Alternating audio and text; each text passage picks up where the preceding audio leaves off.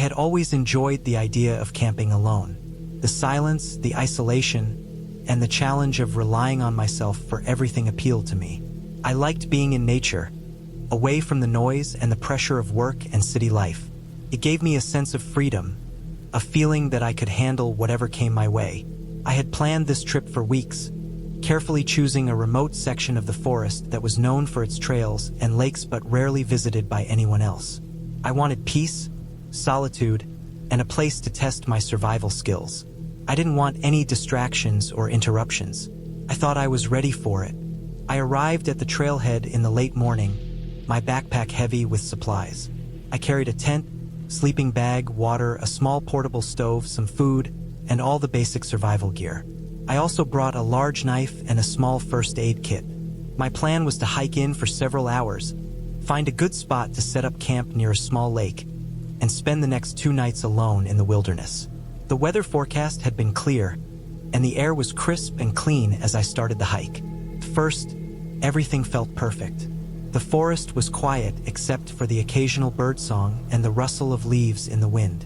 I took careful steps along the trail, noticing details that I usually ignored in my daily life. I saw small mushrooms growing along the roots of pine trees, tiny streams trickling down slopes, and moss-covered rocks glistening with morning dew. The sun was high in the sky, and the forest felt alive and calm. I hiked steadily, taking short breaks to rest and drink water. After several hours, I reached a fork in the trail. One path led uphill along a ridge, while the other dropped down toward a valley where I thought the lake would be. I chose the downward path, thinking it would be easier with my heavy pack. The slope was steep and covered with loose rocks, which forced me to move slowly and carefully. My boots slid occasionally, and I had to use my hands to steady myself on tree roots and branches. Despite the difficulty, I felt a thrill. This was part of why I came here, to challenge myself and test my limits. As I descended, the forest grew denser.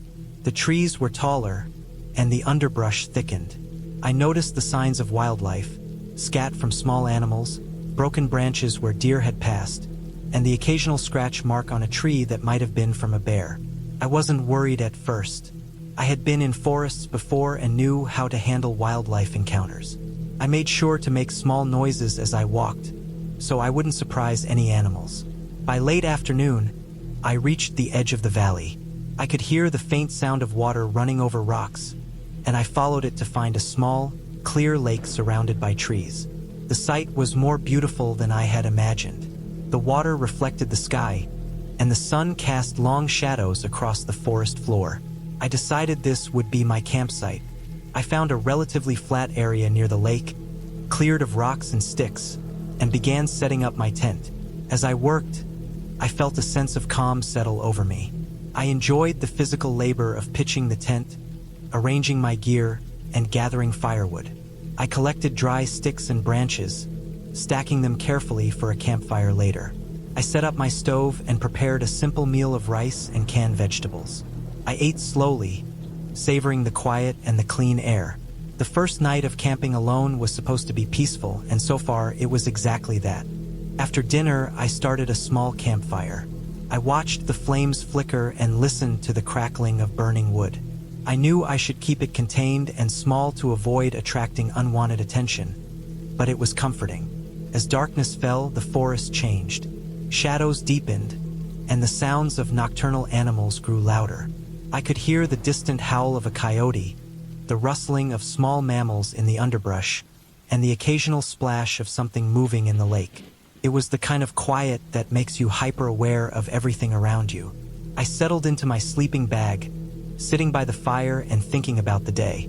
I felt safe, confident in my skills and preparation. I checked my knife and first aid kit just out of habit and made sure everything was within reach. I reminded myself to stay alert but not paranoid. That was the rule I always followed when camping alone. I wanted to enjoy the solitude without letting fear take over. Around midnight, I noticed a sound that made my heart skip a beat. It was faint at first, a soft rustling coming from the trees across the lake. I froze, straining to hear. It wasn't the wind. The leaves were moving in a deliberate way, like something was pushing through them. I stayed very still, trying to pinpoint the direction of the noise. My mind raced through the possibilities. Deer, maybe, or a raccoon. But the sound was heavier, deliberate, and it seemed to be getting closer. I grabbed my flashlight and shone it toward the trees. The beam cut through the darkness, but I couldn't see anything clearly. Shadows moved, and I thought I saw a dark shape slipping between the trunks. My stomach tightened. I reminded myself to stay calm and rational. There was no reason for panic yet. I had a knife and fire. I could handle a wild animal if necessary. Minutes passed, and the rustling grew louder. I realized it was moving around the edge of the lake, staying just out of the light of my fire. My mind started imagining all the possibilities. A bear, a large predator, maybe even a human. I hated that I even considered the last option, but the thought crossed my mind. I tightened my grip on my knife and kept my flashlight steady, scanning the treeline. Then I heard it, a splash. Something had entered the lake on the far side. The water rippled and churned, and the sound echoed across the quiet forest. My heart pounded in my chest. I didn't know what it was, but it was big. Bigger than a deer, heavier than a raccoon. I backed away from the fire slightly, keeping my knife in front of me and the flashlight trained on the water. I reminded myself to stay calm, but every instinct screamed at me to run. I stayed like that for what felt like hours, though it was probably only minutes. The shape in the water moved slowly, cautiously, but deliberately. I noticed ripples moving toward my side of the lake. My mind raced. I thought about the possibility of a bear. I had learned that bears could be dangerous, especially if they were hungry or curious. I considered my options. Leave the campfire and run into the forest, stay in the tent, or try to scare it off. None of them felt completely safe. Finally, I decided to use the fire. I grabbed a few larger sticks, fanned the flames, and made the fire crackle and roar. I shouted loudly, not at anything in particular, just to assert my presence. The shape in the water froze, and for a moment, I thought it had turned away. Then I saw movement again. It was circling, staying just out of reach, watching. My hands shook, my heart racing. I had never felt fear like this before. I stayed awake for the rest of the night, moving sticks and logs to keep the fire alive. Couldn't sleep, couldn't relax. Every sound made me jump. I kept my flashlight and knife ready, waiting for daylight. When the first rays of the sun touched the forest, I cautiously looked around. There was no sign of the creature. No tracks, no ripples in the lake. Nothing. It had vanished, and I felt a cautious relief. I decided that day to pack up and move. I didn't want to stay near the lake any longer, and I needed a safer place to spend the second night. I hiked cautiously along the trail, scanning for any signs of wildlife. I kept my knife close and moved quietly, avoiding dense areas where a bear or other animal could be hiding. Hours later, I found a small clearing farther from the lake, with flat ground and enough space for my tent. I set up camp again, feeling more vigilant than before. That night, I slept in short bursts, waking frequently to check the surroundings. I built a larger fire, using larger logs and making sure it could last for hours. I stayed alert, listening to every sound. The experience had taught me how quickly solitude could turn into danger and how unpredictable nature could be. I realized that even though I had planned everything carefully, I could never be completely prepared for every situation. By the third day, I had learned to trust my instincts more. I had also learned patience, observation, and caution. When I finally hiked back to the trailhead and reached my car, I felt a mix of exhaustion and relief. The forest had tested me in ways I hadn't anticipated. I had faced real fear and had survived by staying calm, staying alert, and making smart decisions. I didn't feel like a hero. I felt like someone who had survived a serious test of judgment and endurance. Driving away, I looked back at the forest, thinking about the strange creature I had seen in the lake. I didn't know what it had been, and I didn't want to. I was content to leave it in its wilderness, knowing that I had done everything I could to stay safe. The experience left me with a lasting respect for nature, a deeper understanding of my own limits, and a memory I would never forget. Even weeks later, I could still feel the tension from that night. I remembered the way my heart had raced, the sounds of the forest around me, and the sight of something massive moving through the water. It was a reminder that even when you think you are prepared, nature can still surprise you, and that survival depends as much on caution and awareness as on skill and planning. I never camped alone in that area again. I returned to other places, but the lesson stayed with me. Nature is beautiful, but it is also unpredictable, and fear is a real part of the wilderness. Learning to manage that fear, to act deliberately, and to respect the environment is what makes camping both thrilling and safe. I came home with no injuries, no loss, and no permanent danger, but I came home changed, more cautious, more aware, and more alive.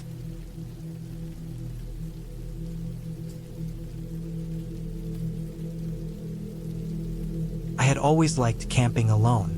It gave me a sense of freedom and quiet that I couldn't find in the city. I chose a small, remote forest a few hours from the nearest town, a place I had found while looking at maps online. The area was known for its dense trees, uneven terrain, and a small creek that ran through it. There weren't any official campsites, just patches of flat land where someone could set up a tent. I had packed my gear carefully: a tent, sleeping bag, food for 3 days, a first aid kit, a small stove, and plenty of water. I had a flashlight, extra batteries, a pocket knife, and a map, even though I liked to rely mostly on landmarks to navigate. I thought I was prepared for anything.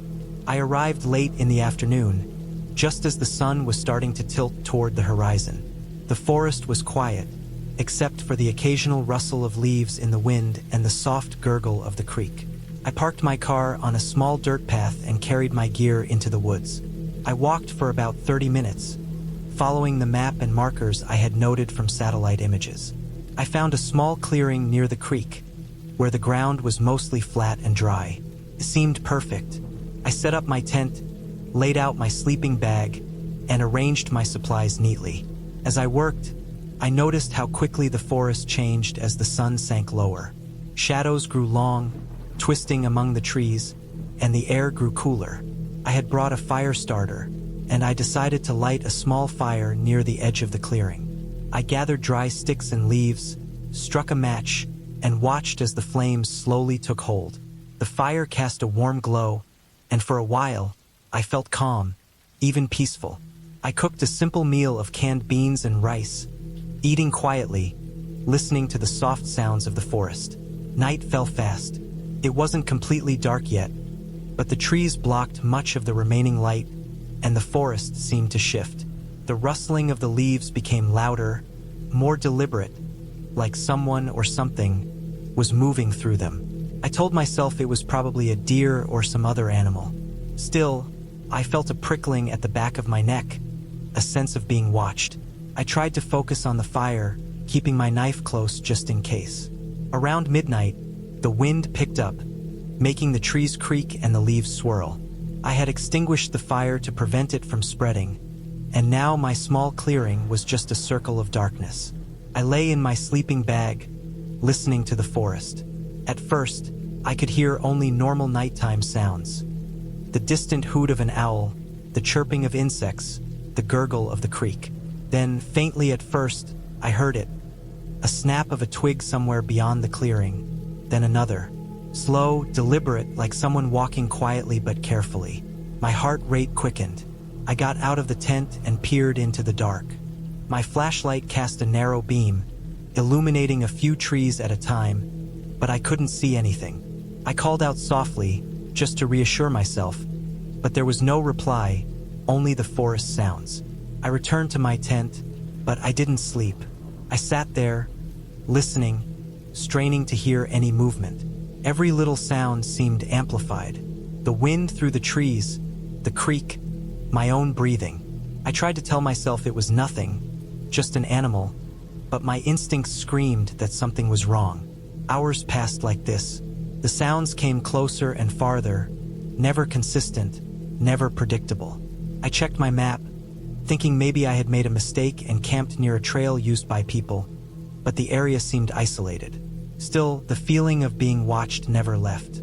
At some point, I dozed lightly, but each time I woke, I felt the presence of someone, or something, just beyond my tent. Morning came slowly, gray and heavy.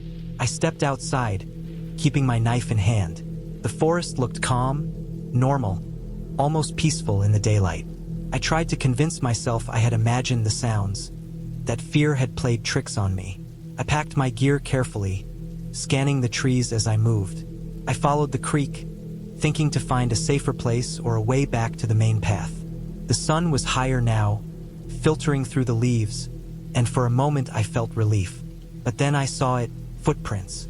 Large, distinct, leading toward my campsite, then continuing beyond. They weren't animal prints. They were human. I froze.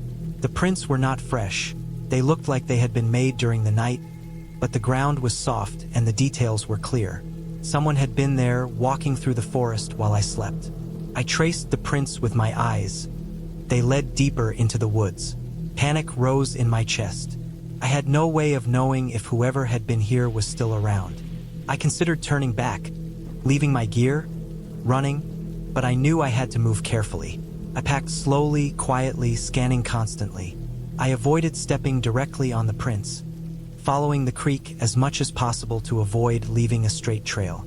I tried to stay calm, but the fear clung to me. Every sound, the rustle of leaves, the snap of a branch, the distant call of a bird, set my nerves on edge. By late morning, I decided to take a chance and move quickly toward where I remembered the dirt path and my car being. I tried to keep a low profile, moving through the underbrush, ducking behind trees when I thought I heard something. Sweat ran down my back. My arms ached from moving through the brush, but I didn't dare slow down. After what felt like hours, I finally saw the familiar dirt path. Relief washed over me, but it was tempered by caution. I moved along the path, checking behind me constantly. The forest felt alive, aware of me, but I saw no one. My heart was racing, my legs trembling, but I forced myself to keep moving. Eventually, the sound of my car engine started in my mind like a beacon. I broke into a jog, scanning constantly.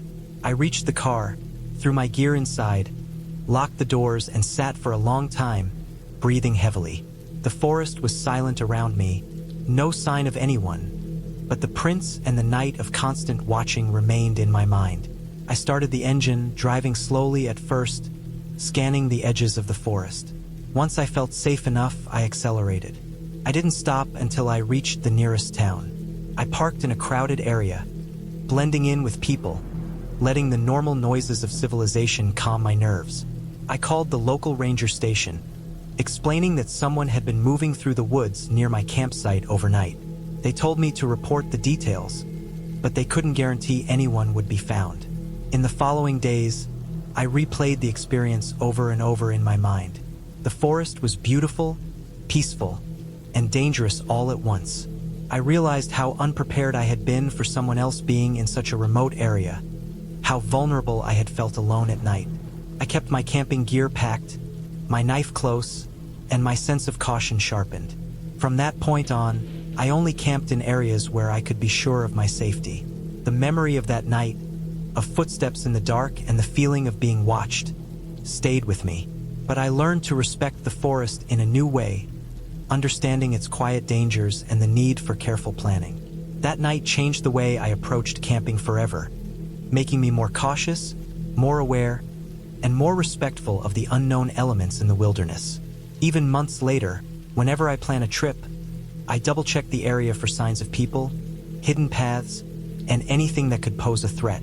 I don't underestimate nature or the possibility that someone else could be lurking.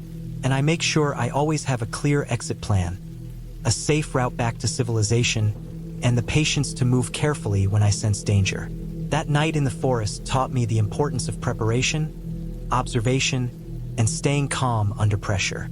It was scary, exhausting, and nerve-wracking, but I survived. I made it back, and that is what counts.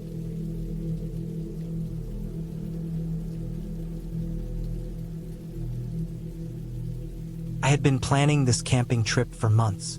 I needed it badly, a chance to get away from everything and just be in the wilderness, alone. I had spent weeks researching the best spots, reading maps, looking at satellite images, checking the weather forecasts.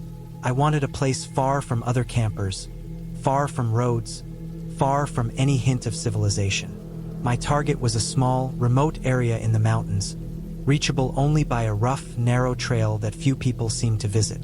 I arrived at the trailhead early in the morning.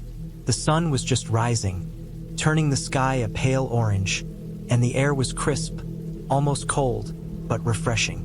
I parked my car and double-checked my gear.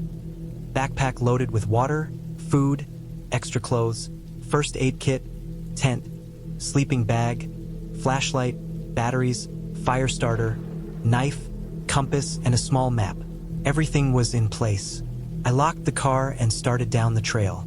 The first few hours were calm. The forest was dense but alive. Birds sang in the trees, squirrels ran across fallen logs, and the wind rustled the leaves.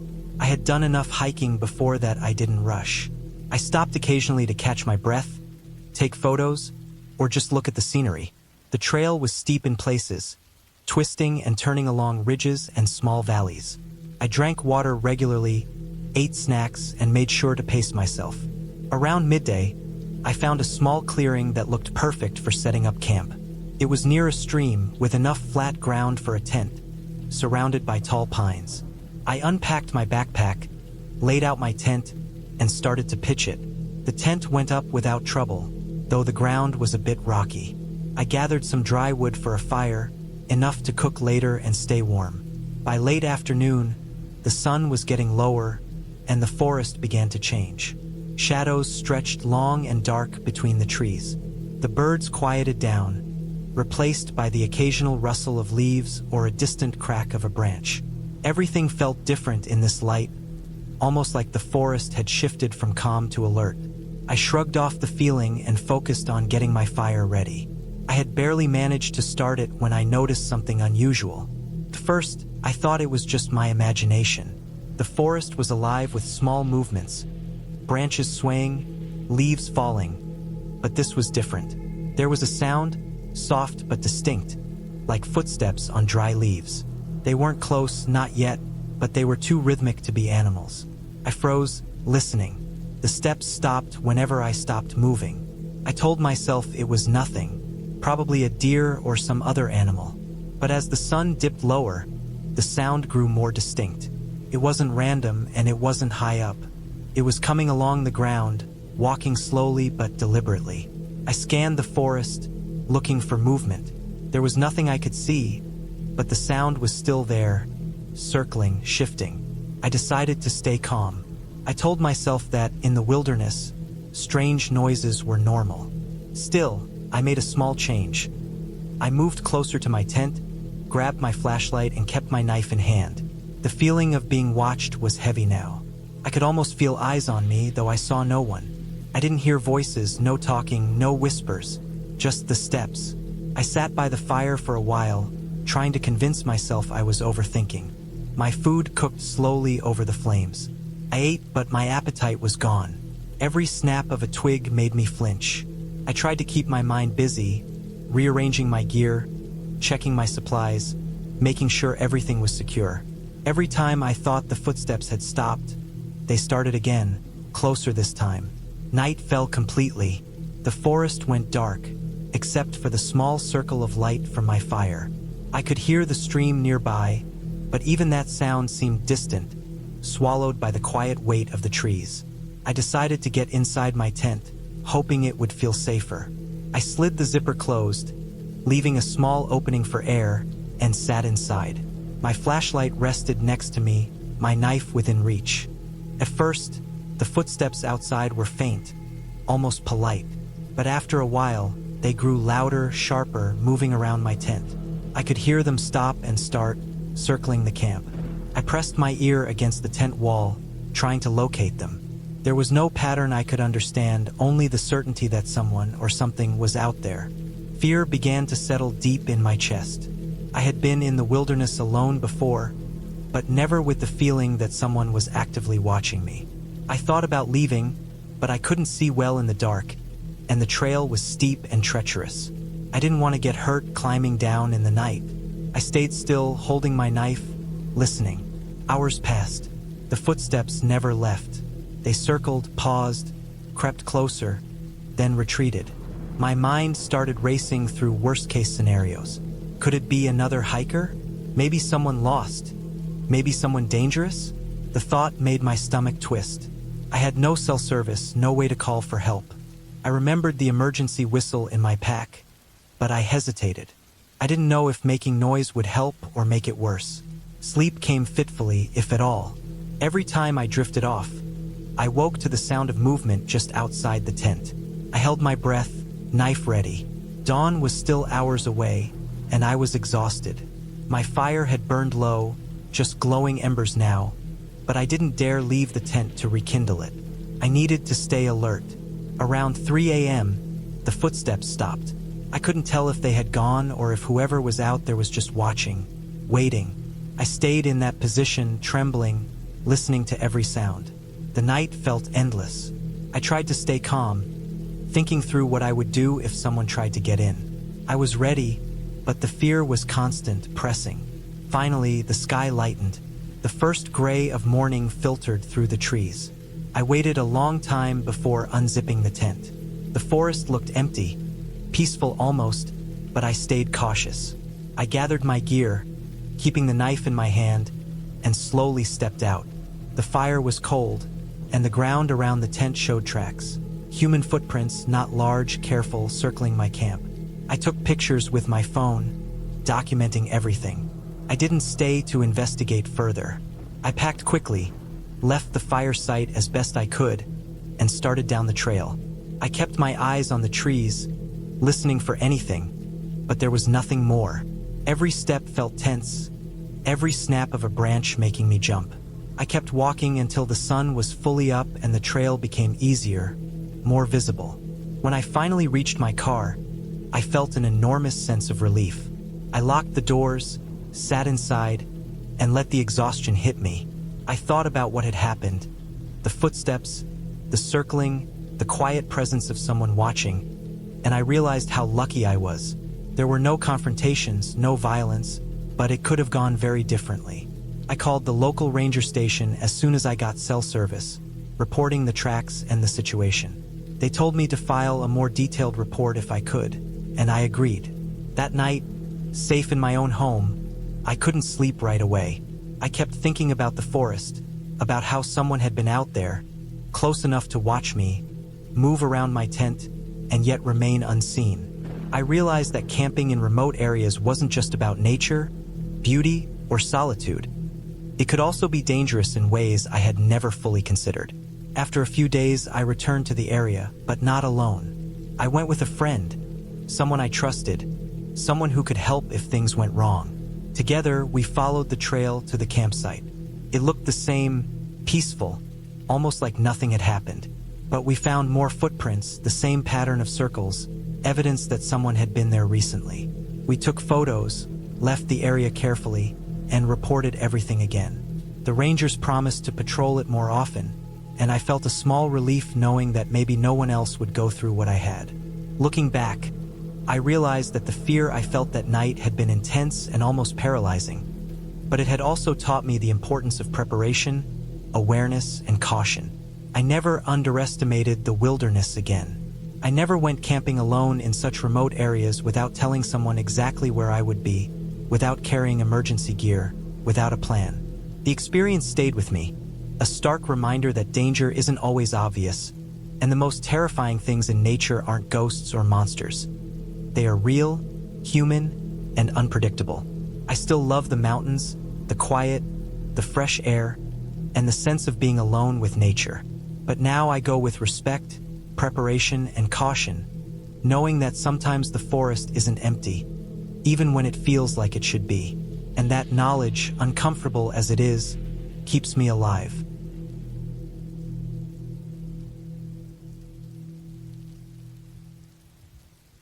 It started as a normal summer plan. I had been cooped up in the city for months, working long hours and feeling the weight of endless deadlines pressing down. I didn't want anything complicated, just a weekend alone in the wilderness, away from the noise, the lights, the constant hum of traffic. I had spent days going over maps, picking a spot deep enough in the national forest that I would likely not run into anyone else, but not so far that I couldn't get out if something went wrong. I packed my old, reliable backpack with all the essentials. A sturdy tent I'd used before, a sleeping bag, cooking gear, some canned food, water purification tablets, a basic first aid kit, and my hiking knife. I also brought a flashlight, extra batteries, a portable stove, and a small radio. I thought I had everything covered, every eventuality accounted for. I left early Friday morning, just as the sun was rising, taking the long drive out of the city. The roads became narrower, winding through patches of forest and rocky hills. As I drove further, the air became cleaner, sharper, and it felt like the noise of the city was a distant memory. By mid-morning, I reached the trailhead I had chosen. There were a few cars in the lot, mostly hikers with dogs or families carrying picnic baskets. None of them were going to the same spot as me, I was sure of it. I wanted solitude, and I would have it. The hike itself was longer and steeper than I expected. My backpack felt heavier than I remembered, and every step was a reminder that I wasn't as fit as I thought. The trail wound through dense pine forests, patches of sunlight breaking through the canopy, casting dappled patterns on the mossy ground. Birds chirped overhead, and I kept seeing squirrels darting through the underbrush. At first, it was peaceful in a way that made me forget the world I had left behind. But as I pushed deeper, a kind of quiet settled in that wasn't peaceful. It was the kind of quiet that felt like the forest was holding its breath, listening. By late afternoon, I reached the clearing I had intended to camp in. It was small, tucked between a series of rock outcroppings and a narrow stream. The ground was level, mostly dirt with a few patches of grass. It would be perfect. I dropped my pack, exhaling deeply, feeling the soreness in my shoulders and the sting in my legs. I set up my tent carefully, making sure the stakes were secure and the rain flap was tight, though the forecast predicted clear skies. After the tent, I set up the stove and boiled some water, making a simple meal of rice and canned beans. The steam rose into the air, carrying the scent of my little campfire, and I felt a small sense of satisfaction in the solitude. As the sun began to dip, shadows stretched across the clearing, and the forest around me grew darker and more dense. I had always liked the quiet of the night in the woods, the way the crickets started their chorus, the occasional rustle of an animal in the distance, but tonight it felt different. There was a stillness that seemed almost too heavy. The wind had died down, and the leaves hung motionless on the trees. I finished eating and cleaned up my small campsite, securing the food in a bear-proof container and making sure nothing was lying around that could attract animals. Then I crawled into my tent and zipped it up. I had my flashlight within reach, and I lay on my sleeping bag, feeling the exhaustion in my muscles and the soreness in my joints. The first few hours of the night were uneventful. I drifted in and out of sleep, the forest outside my tent alive with the sounds of night. Every now and then, I would hear a distant snap or the low rumble of an animal moving through the underbrush. It was comforting in a strange way, a reminder that life continued outside my little bubble of human solitude. But as the night wore on, something shifted. I woke suddenly to the sound of a crackling noise nearby, the kind of sharp snap that sounded like breaking branches under weight. My heart jumped. I froze, listening. The sound stopped. Then it came again, closer this time, followed by a faint rustling. I strained my ears in the dark, trying to make sense of it. My first thought was a deer or a raccoon, maybe even a porcupine, but the sound was too deliberate, too careful, like someone or something was moving through the woods in a measured way. I told myself to calm down, that I had been alone in the woods before and it had always been fine. I reached for my flashlight and clicked it on, sweeping the beam outside the tent. The forest was dark, almost impossibly so, the shadows deep and shifting with the pale moonlight. Nothing moved in the immediate clearing, but just beyond the circle of light, I thought I saw movement. A shadow, larger than a deer, shifting between the trees. My stomach dropped. I tried to rationalize it, thinking it might be a bear. I had my knife and my backpack handy, but a bear would be dangerous if it came close. I kept my breathing slow, trying not to make noise. Minutes stretched like hours. I sat in the tent, flashlight in hand, listening. The sound of movement started again, farther away this time, but in waves, as if something was circling the clearing. Panic threatened to rise, but I forced it down, reminding myself that I had been in this situation before. I had to stay calm. I quietly opened the flap and looked out, careful not to step outside. The moon was low, casting pale light through the trees. And then I saw it, a large shadow moving slowly along the edge of the clearing. I couldn't make out the shape clearly, but it was big, heavier than any deer I had ever seen. My first thought, correct or not, was bear. I had to assume it was a bear. I retreated into the tent, keeping the zipper half open so I could still see outside. I remembered my father's advice from years ago, something he had said about wildlife in the forest. Never run, make yourself look bigger, and don't show fear. But fear was climbing up my throat like smoke, thick and choking. The animal, or whatever it was, seemed to be testing the perimeter, brushing against bushes and snapping small branches, moving with a patience that was terrifying. I tried to stay as quiet as possible, my ears straining. I could feel the sweat running down my neck, my palms clammy even in the cool night air. Hours passed, or maybe minutes. It was impossible to tell in that tense, frozen state. The creature circled, approached, then retreated, always just out of clear sight. At one point, I heard it sniffing the ground near my tent, low, guttural sounds that made my stomach churn. I remembered the food, packed away carefully, and hoped it couldn't smell it. My mind raced through possibilities. It could be a bear, a cougar, or even a wild boar. Anything big enough to make those noises. I thought about how easily I could be hurt, how small and vulnerable I was in my flimsy tent, with nothing between me and the animal. Dawn came slowly, washing the forest in pale, gray light. I had hardly slept, keeping watch through the dim hours, flashlight at the ready, my backpack and knife within reach. The noises finally faded as the animal moved away, probably retreating into the deeper forest as the first light touched the trees. I emerged from my tent cautiously, my body tense and trembling from hours of fear and anticipation. The clearing looked normal in the daylight, but the impressions of large paws were clear in the soft earth, circling near my tent. The damage was minimal, but the evidence was unmistakable. I had been watched, perhaps even stalked, through the night. I didn't linger. I packed up quickly, making sure nothing was left behind that could attract another encounter. Every sound now seemed magnified, every rustle of leaves a possible warning. I stayed alert, moving at a brisk pace along the trail, checking behind me constantly. The forest that had seemed inviting in the morning was now tense, alive with hidden eyes and quiet threats.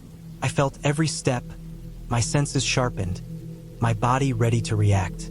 By mid-morning, I reached the trailhead. There were cars parked, hikers chatting, dogs running around.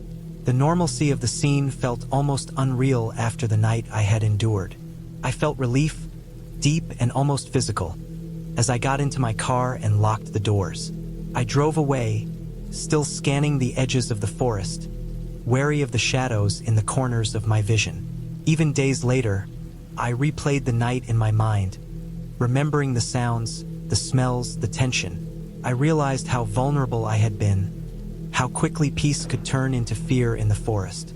But I also felt a strange respect for the wildness, for the life that continued around me, indifferent and patient. I knew I had survived because I stayed calm, because I observed, because I didn't panic. And when I think back, I am grateful for the experience, terrifying as it was, because it reminded me of something essential.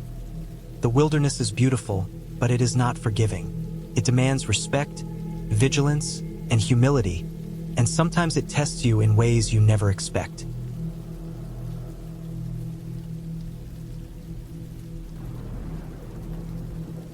I had planned the trip for months, thinking of nothing but the quiet, the fresh air, and the stretch of endless forest I could escape into. It was late summer, the heat still clinging stubbornly to the air, but the nights promised relief, a cool bite creeping into the shadows. I wanted a real camping experience, away from roads, people, and even other campers. My backpack was heavy, loaded with food, water, a tent, sleeping bag, first aid kit, and the usual assortment of survival gear. I had double-checked everything before leaving the city, making sure nothing was missing. I even brought a small camping stove and extra fuel, thinking I might spend a night or two deep in the woods. The plan was simple: hike in, find a secluded spot, set up camp, and spend a few days alone. No distractions, no noise beyond the wind, and no interruption of the quiet hum of nature. The hike in was grueling, though at first I didn't notice. The trail started narrow, more of a worn path than a proper trail, weaving between tall pines and clusters of birch trees. The sun filtered through the branches, casting shadows that danced across the ground, and for the first hour or two, I felt invigorated. Birds called from unseen perches, and I caught glimpses of deer bounding through clearings, their white tails flashing like warning flags. The deeper I went, the denser the forest became.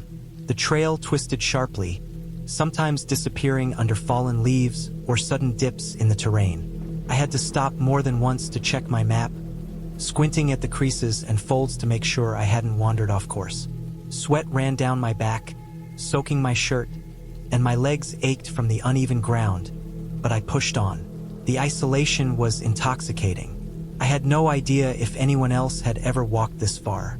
By late afternoon, I had reached a point where the trail became almost invisible. Tree roots jutted from the ground, and moss-covered rocks made footing tricky.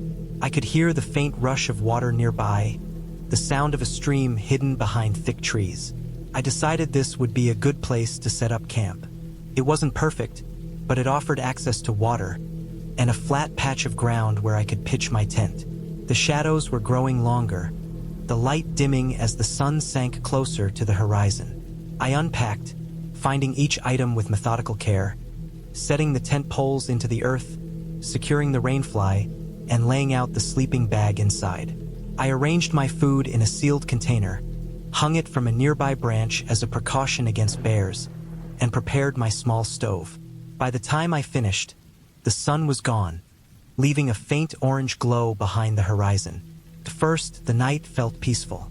The forest was alive with quiet noises, the rustle of leaves in a gentle breeze, the occasional crack of a branch under the weight of some unseen animal, the distant croak of frogs.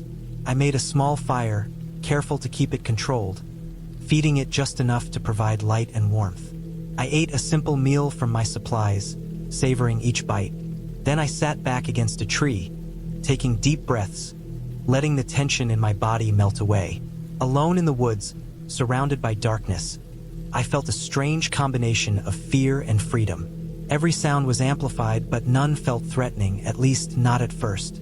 It wasn't until much later that the unease began to creep in. I was lying in my sleeping bag, listening to the fire crackle and the wind stir the trees, when I noticed a faint sound that didn't belong. At first, I thought it was the wind, or perhaps some animal moving through the underbrush. But then I realized it had rhythm, slow, deliberate, almost like footsteps. My heart rate increased, and I froze, straining to hear. The sound was faint but distinct, soft thuds on the earth, moving closer. I reminded myself that I wasn't near any roads, and the nearest hikers would be miles away, so it must be an animal. I told myself that over and over, but it didn't make the feeling go away. Something about the pattern, the timing, made me doubt that it was a deer or a fox. The steps were too heavy, too intentional, and they didn't crisscross like an animal would.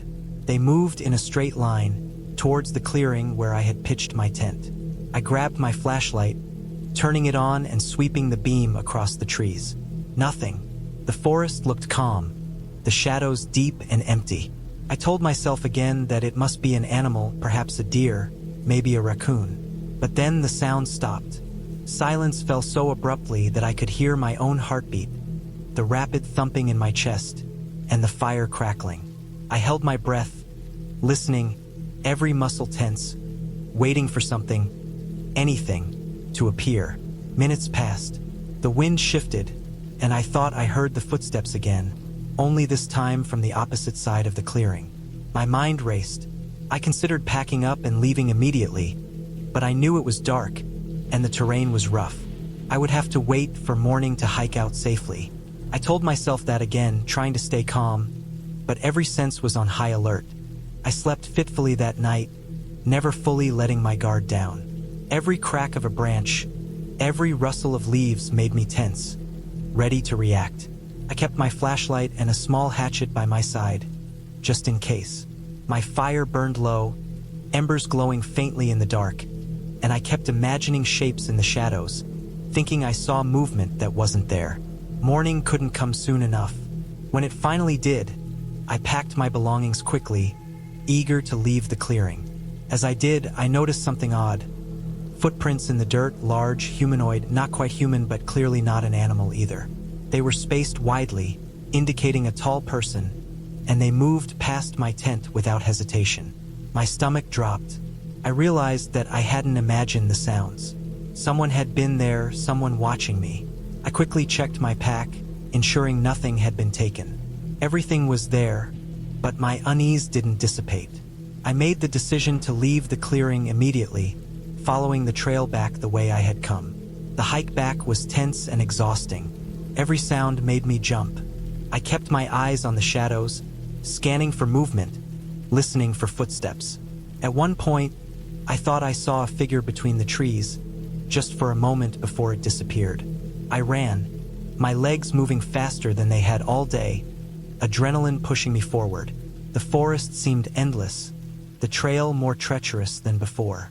I stumbled over roots, slipped on loose dirt, and my arms were scratched by branches.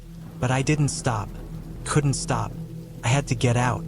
Hours later, I finally emerged from the dense trees onto a wider path I recognized. Relief flooded me, but I remained cautious, constantly looking over my shoulder. I kept walking until I reached my car, parked at the edge of the forest. The sight of it felt like a miracle. I threw my backpack in the back seat and sat inside, breathing heavily, sweat and dirt covering me. I locked the doors and sat there for a long time, unable to move, unable to think clearly. I realized that I had no idea who or what had been in the woods with me, only that it had stayed just out of sight, watching. The thought made my skin crawl. I told myself I was lucky, that I had gotten out, and that was all that mattered. After that day, I never returned to that forest. I learned to respect the isolation, to recognize that not all threats are obvious, and that sometimes being alone in the woods can be more dangerous than any bear or mountain lion. The memory stayed with me, vivid and unsettling, and I never again took the idea of solitude in the wild for granted. I learned to check for signs of others, to trust my instincts, and to prioritize safety over adventure. I also learned that sometimes the scariest moments in nature aren't about the animals or the elements. They're about the unknown, the human element, and the quiet presence of someone watching from the shadows. In the weeks after the trip, I couldn't stop thinking about it. The details replayed in my mind constantly. The sound of those footsteps, the way the forest seemed to shift and close in, the sense of being observed. I eventually went back to the trail, but only during the day, only on busier paths, never venturing deep into the woods again. I told a few friends what happened, leaving out certain details, but the fear I felt was real, and I never forgot it. In time, the immediate terror faded, replaced by a wary respect. I still camp, still hike, but I'm always aware that other people, sometimes strangers, can be a danger just as real as any animal or weather hazard. That summer taught me more than I could have imagined about fear, isolation, and vigilance.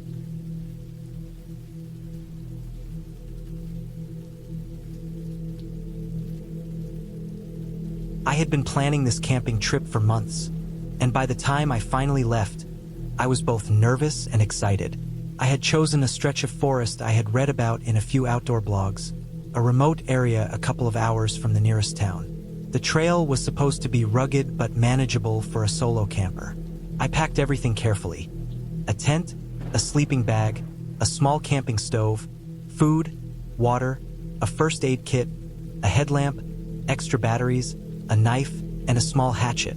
I wanted to be fully prepared because I didn't want anything to go wrong in the wilderness. The drive to the trailhead was uneventful, and I parked my car in a small clearing that seemed abandoned except for the faint tire tracks of previous visitors.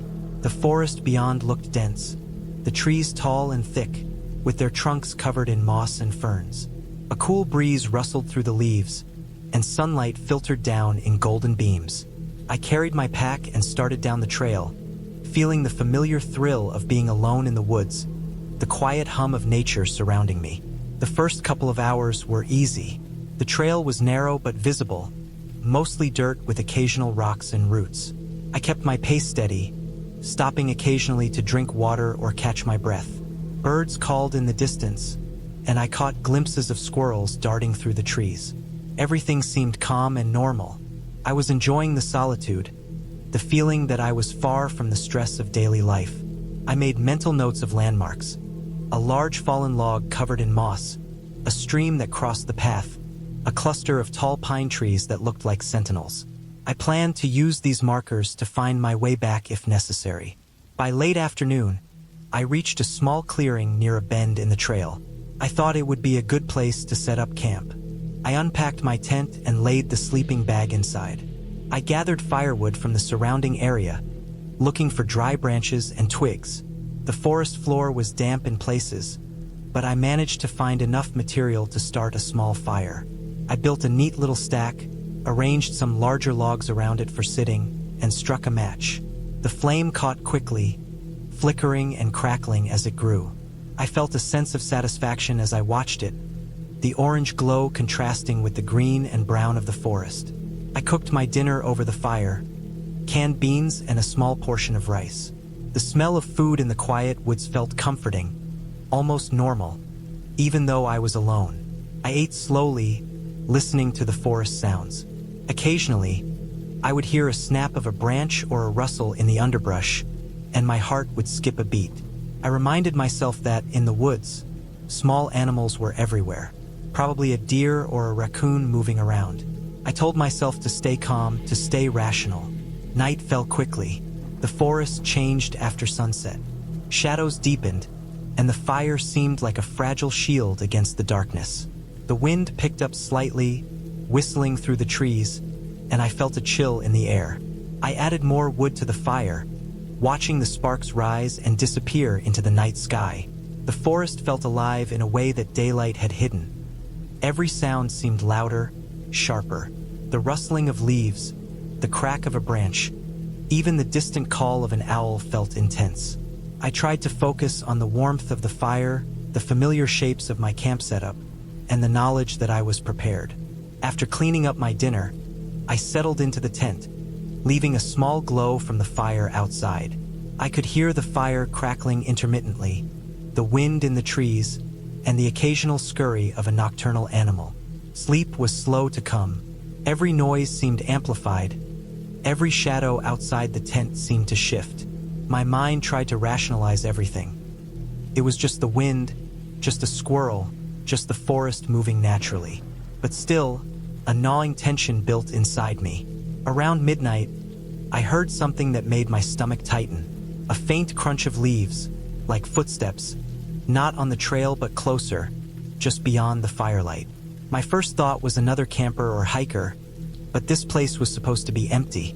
My heart started to race. I sat up slowly in the tent, straining to listen. The noise stopped after a few seconds. I told myself to stay calm. Maybe it was an animal. Maybe I had just imagined it. I tried to focus on my breathing. I decided to check the perimeter with my flashlight. I zipped up the tent slightly, grabbed the light, and stepped outside. The fire had burned down to glowing embers, casting long, flickering shadows across the clearing. I swept the beam around. Nothing. No movement. No figures. Just trees and darkness. My body was tense, muscles ready to react. I stared into the shadows for what felt like minutes, then finally went back inside. I made sure the tent was zipped tight and lay down again, trying to ignore the adrenaline pounding in my chest. Sleep came in short, uneasy bursts. Every little sound startled me.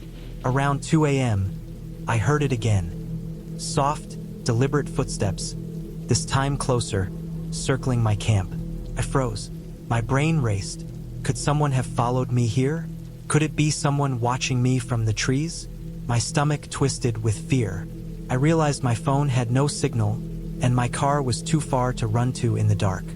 I tried to convince myself it was an animal, but the steps had a weight and rhythm that didn't match a deer or a raccoon. They sounded human. I waited, holding my breath. The footsteps moved away slightly, then stopped. My mind ran through every possible scenario. A lost hiker, a camper with bad intentions, someone hiding near the trail. Panic bubbled up, but I tried to stay calm. I remembered the hatchet in my bag and the knife at my side. I made sure they were within reach, my hands trembling. Every sound felt magnified, every shadow a potential threat. Eventually, I heard nothing more, but I didn't sleep. The hours until dawn were unbearable. I sat by the dim fire, watching the forest, alert for any movement. When the first light broke through the trees, I could see the clearing in a completely different way. Everything that had seemed menacing in the dark was normal. The logs, the rocks, the scattered leaves. But I didn't feel safe. The memory of the footsteps and the fear of the night lingered, raw and sharp. By mid-morning, I decided to pack up and leave. I didn't want to risk another night. I extinguished the fire completely, making sure no embers were left. I carefully packed everything, checking that nothing was missing or damaged. As I walked back along the trail, I stayed alert, scanning the trees and underbrush constantly. My pace was faster than it had been the day before, my senses hyper-aware. After a couple of hours, I reached the point where I had parked the car. Relief flooded me. The car looked untouched, exactly as I had left it. I loaded my pack, checked the doors, and started the engine. The forest seemed peaceful, almost serene in the daylight, but I couldn't shake the tension from the night. The memory of the footsteps, the isolation, the helplessness, lingered with me. Driving away, I reflected on what had happened. I realized how quickly a peaceful, enjoyable trip could turn into fear and uncertainty. The forest hadn't been dangerous in itself. It had been the unknown, the possibility of another human being nearby, the unpredictability of the dark that had caused terror. I felt a mixture of relief, exhaustion, and lingering anxiety. When I got home, I unpacked my gear carefully. Everything was intact, but I made mental notes about how to improve safety for next time. Bringing a personal alarm, a whistle, a stronger flashlight, and letting someone know my exact location. I knew I would return to camping eventually, because the solitude and beauty of the wilderness were addictive, but I would be more cautious, more aware of the potential dangers that came from both nature and other humans. The experience stayed with me for weeks. Every time I thought of camping, I remembered the night of tension and fear, the steps circling my camp in the dark, the feeling of helplessness that comes from being alone in the woods. It changed the way I approached wilderness trips, instilling a cautious respect for isolation and the unknown. Eventually, I did return to camping, but always with extra precautions, always aware of the fact that the forest could be beautiful and peaceful during the day but unpredictably intense at night. That first night, terrifying as it was, taught me more about preparedness, vigilance, and the realities of being alone in nature than any guidebook or blog post ever could. I had survived, learned, and walked away wiser, and that sense of clarity, the knowledge that I could endure and manage fear, was as satisfying as any view or trail I had ever experienced.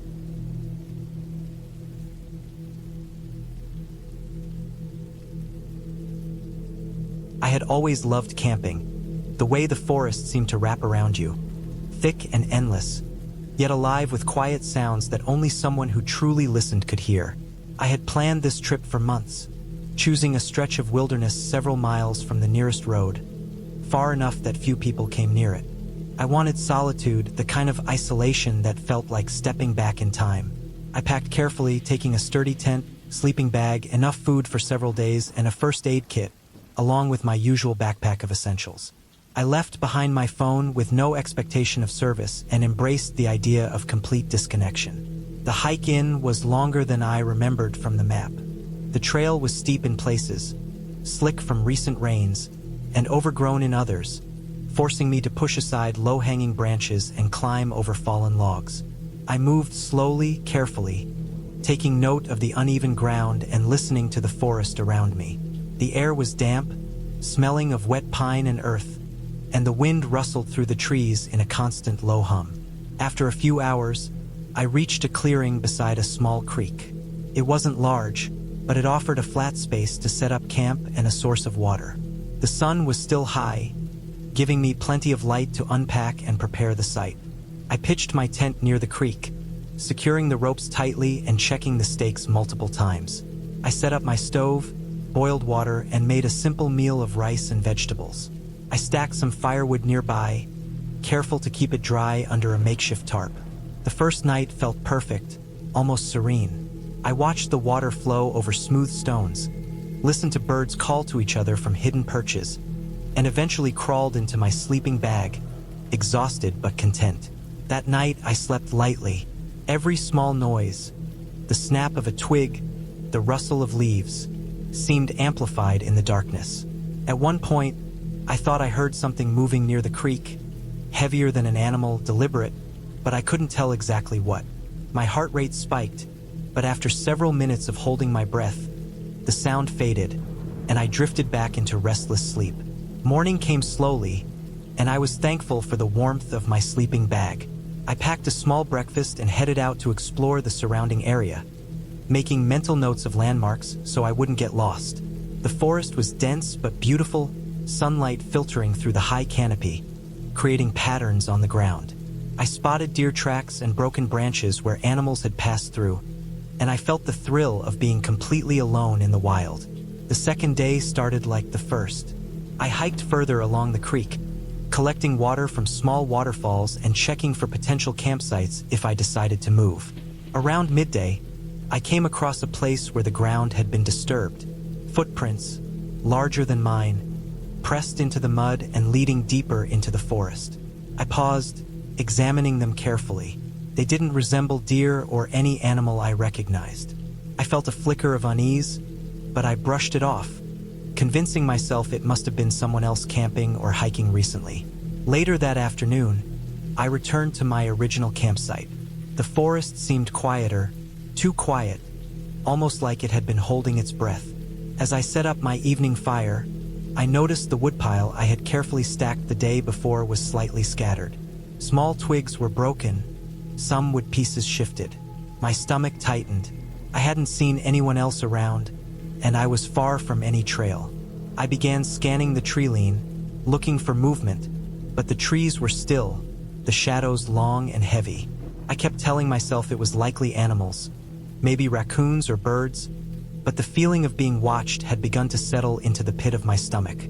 Night fell, darker than the previous evening, and the forest took on an almost oppressive quality. I lit my fire, sitting close to it and staring into the flames as the shadows around me danced unnaturally. Somewhere nearby, I heard a branch snap, sharp and deliberate, much louder than a falling stick would have been. My eyes darted toward the sound. There was nothing but trees. My mind raced through possibilities. Deer, a bear, or perhaps someone else, but none of them felt right. I stayed close to the fire, keeping my knife ready beside me. Hours passed slowly, the silence punctuated by occasional animal sounds that no longer comforted me. Around midnight, the worst came. There was a heavy footstep on the ground near the edge of the clearing, unmistakable. It wasn't a small animal. It was too heavy, deliberate, approaching. I froze, trying to listen over the crackling fire, heart hammering in my chest. The footsteps stopped, and there was a pause, almost like the air itself was tense. Then, the unmistakable sound of someone or something moving through the brush. Not fast, but methodical. I remembered my training. Stay calm. Make myself appear as big as possible. Stay near my fire, and do not give away panic. I reached for my flashlight, slowly, and clicked it on, sweeping the beam over the dark edge of the clearing. Nothing. I strained my eyes, searching the shadows, but the forest swallowed everything in darkness. The sound of footsteps resumed, circling the clearing now, closer to the water. My mind raced. I considered the possibility of a wild animal, but nothing I knew of walked in a heavy, calculated circle like that. I decided I couldn't stay in the tent. Too risky. I grabbed my backpack, stuffed it with essentials, and moved toward a denser part of the forest, thinking that moving away and hiding among thick trees might be safer. My flashlight cut narrow lines through the darkness, and every snap of a branch made me flinch. I walked cautiously, trying to make as little noise as possible, moving in a zigzag pattern so anyone, or anything, tracking me wouldn't find a straight path. I could hear the water from the creek fading behind me and hoped it would mask my movements.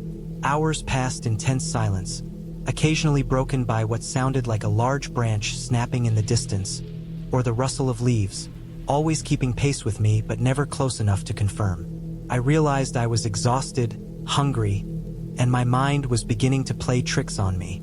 The forest felt endless, a maze of trees and shadows, with my only company the occasional distant hoot of an owl or the rustle of unseen animals. I tried to remind myself that the human mind exaggerates danger in isolation, but my instincts screamed otherwise. By early morning, I stumbled upon a faint trail, one that looked like it had been used more recently than my original hike. I followed it cautiously, hoping it would lead to a road or a ranger station. The trail was narrow, winding, and overgrown, but it gave me some structure. Every step I took, I listened for footsteps behind me. There was nothing for long stretches, then occasional soft sounds that made me tense. I realized that if there were someone following me, they were careful and experienced, moving quietly through the woods, watching me. Around noon, I finally saw signs of human presence. A discarded soda can, flattened grass, faint tire marks from an ATV. Relief washed over me. I knew the nearest road couldn't be far. I pushed forward, adrenaline giving me energy I didn't know I had left. Eventually, the forest opened to a small gravel road, partially hidden by trees. My heart leapt. I ran onto it, waving my arms to signal passing cars. Minutes later, a pickup truck slowed as it passed, and I sprinted into view. The driver stopped, shock on his face, and I flagged him down. I explained quickly, out of breath, terrified, but the relief was overwhelming. He offered me a ride to the nearest town. As we drove, I kept looking back at the forest.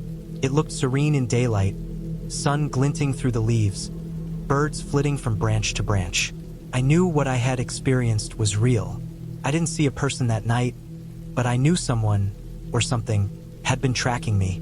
I later learned from authorities that hikers had occasionally been followed by poachers or vandals in that region, and sometimes encounters turned deadly. I was lucky. When I finally reached safety, I took the time to breathe, to feel solid ground beneath my feet again. The memory of the forest and those footsteps stayed with me, vivid in my mind. I realized how vulnerable I had been and how small a human is in the wilderness, especially at night. I promised myself I would never underestimate isolation or the unknown, no matter how familiar the place seemed. In the following weeks, I recovered physically and mentally. I started carrying better protective gear, learned more about survival strategies, and read extensively on human behavior in wilderness areas.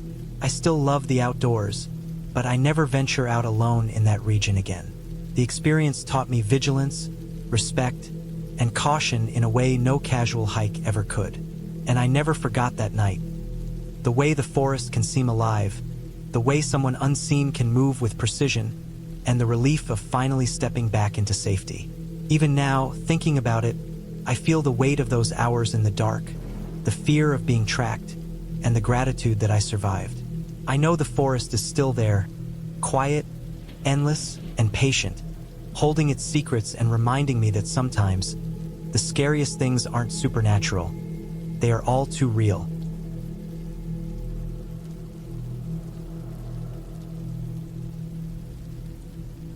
I had always thought of myself as prepared for the outdoors. I liked to tell people I was experienced, that I knew how to handle myself in the woods, that I could survive on my own. But that confidence, I would later realize, was built on small trips near paved trails and crowded campgrounds, not the kind of remote wilderness I was about to face. That weekend, I decided to go further than I ever had before, alone, camping in a part of the forest that few people ever visited. I wanted the silence, the isolation, and the sense of being truly alone. I wanted to see if I could handle it. I would learn, quickly and painfully, what I had really gotten myself into. I left early in the morning. The sky was pale blue, and the air was crisp with the lingering chill of late autumn. I packed my gear carefully the night before. A tent, sleeping bag, a small stove, dehydrated meals, water purification tablets, a first aid kit, extra clothing, and my knife. I had a map, but I also had a GPS device and my phone, both fully charged. I told myself I would check in periodically, but I didn't want anyone to know exactly where I was going. That was part of the appeal, the feeling of being completely removed from the world. The drive to the trailhead took hours. The last stretch of road was unpaved, narrow, and lined with dense trees. There were no signs, no houses, and barely any other cars. When I finally parked, the sun was higher in the sky, cutting through the branches and leaving a mosaic of light and shadow on the ground. The forest looked inviting at first, peaceful, quiet, untouched. I unloaded my pack and adjusted it on my back. The weight felt heavier than I expected, but I welcomed it. I was ready. The trail started easy enough. It was narrow but clearly marked, a ribbon of dirt winding through pines and oaks. I walked steadily, enjoying the sound of my boots on the dry leaves and the occasional crack of a twig underfoot. Birds called overhead, and a few squirrels darted across the path. I felt a rush of contentment, the kind that only comes when you are alone in the forest, free from the noise of modern life. I pushed further, deeper into the woods, leaving the trailhead far behind. After a few hours, the path began to narrow and grow less distinct. Fallen leaves covered the ground, and the trees grew closer together, making the forest darker. I checked my map and GPS frequently. I knew I was off the main trail now, but that was fine. I had planned to find a secluded spot to set up camp. I wanted the real experience, the kind where no one else would be around for miles. I kept my pace steady, listening for sounds other than my own breathing. By mid-afternoon, I found what I thought was the perfect spot. A small clearing partially sheltered by a thicket of young trees. There was a slight slope nearby, which would help with drainage if it rained. I set my pack down and began to unpack. The air was cooler here, and the sun filtered through the branches in golden streaks. I cleared a space, laid out my tent, and secured it with stakes. Everything felt right. I was alone, and I felt capable, ready to spend the night here in the deep forest. After setting up, I collected firewood, stacking dry branches carefully. I built a small fire ring with stones I found nearby. Lighting a fire was slow, the wood damp in places, but eventually the flames caught. I felt the warmth and the comfort of the fire. I cooked a simple meal, dehydrated pasta with some vegetables, and drank water from my filtered bottle. I sat near the fire, watching the flames, feeling a sense of calm that only comes from being isolated in nature. The forest was alive with sound, the rustle of leaves, the distant call of birds, but it was not threatening, only present. I felt proud of myself for making it this far. As the sun began to lower in the sky, the forest changed. Shadows lengthened, and the colors dimmed. I cleaned up my cooking area, extinguished the fire properly, and crawled into my tent with my sleeping bag. I was tired, but I wanted to stay awake long enough to adjust to the darkness. I lay on my back, listening. The forest was quiet now, almost too quiet. I could hear my own breathing and the faint wind through the trees. There were occasional sounds, twigs snapping, leaves rustling, but nothing alarming. I told myself it was all normal, that I was safe. I was careful. I had prepared. Then I heard the first strange sound. It was soft at first, almost imperceptible, like the crunch of leaves or a distant branch snapping. I froze, listening. The sound came again, closer this time, deliberate. My heart rate quickened. I reminded myself that it could be an animal, a deer maybe, or a fox, but it didn't sound right. It was slow, measured, heavy, like someone walking carefully. I tried to ignore it, telling myself I was imagining things. I had been alone in the woods before. It was probably nothing, but the sound persisted. It circled the clearing, sometimes close enough that I could hear the leaves crunch underfoot. I stayed still, trying not to breathe too loudly, trying to convince myself it was just a raccoon or some other small animal. But my gut told me otherwise. There was a weight to the steps, a presence that didn't belong here. I unzipped the tent slightly and peered out. The forest looked normal. The shadows stretched long and dark, but I could see nothing. No movement, nothing visible. Yet the sounds continued, patient, methodical, around and around, circling me. Panic began to rise.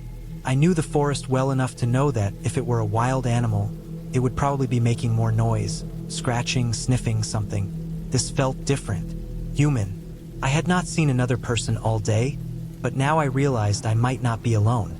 I could not see anyone, but the presence was there, and my instincts screamed at me to leave. I debated packing quickly and hiking back to the car, but it was already getting dark, and I was deep in the forest.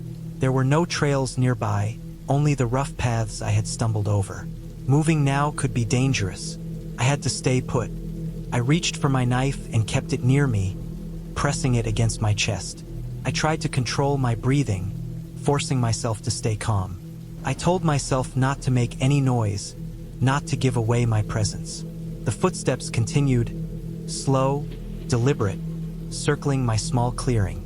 Every snap of a twig made my stomach tighten. I couldn't see them, couldn't make out a shape in the shadows. The forest was too dark, the underbrush too thick. But the sound was unmistakable. Someone was out there, waiting, watching. I realized then that I was completely isolated. No cell signal, no way to call for help. I was alone, completely, and whoever or whatever was out there had the advantage. I thought about screaming, but I knew it would only reveal my position. I tried to think rationally. I remembered my training, my experience. I had read about survival strategies, about staying calm and using the terrain to my advantage. I could not outrun this person. I could not hide effectively in such a small clearing. My only option was to remain still and wait, hope they moved on. Hours passed, though it felt like minutes. The sounds circled, then paused, then started again. I stayed perfectly still, clutching my knife, listening to every crack, every rustle. The night pressed in around me. My fingers and toes went numb from cold and fear, but I could not move. My mind raced with possibilities. Who was this? Why were they out here? I was miles from civilization. Was it someone lost like me? Or someone who had been watching this part of the forest for a long time? The questions offered no comfort. Then, just as suddenly as it began, the footsteps stopped. Silence pressed in, thicker than before. My heart thudded in my chest.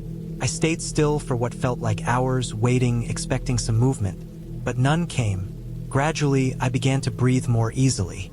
I realized dawn was approaching. Light was filtering through the trees, pale and weak at first, then stronger, golden and warm. The forest looked normal again. Empty, peaceful.